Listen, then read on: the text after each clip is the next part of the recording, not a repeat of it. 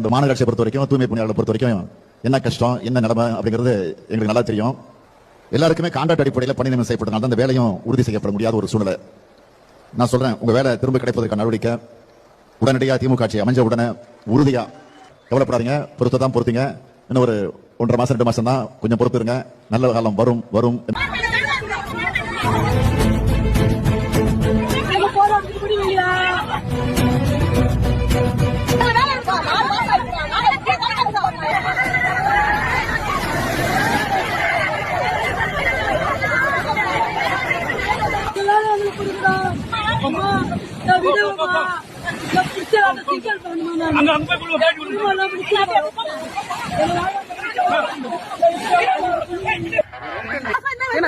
இல்லைங்க மேடம், நாங்க எங்க வேலையை தான் பாக்குறோம்.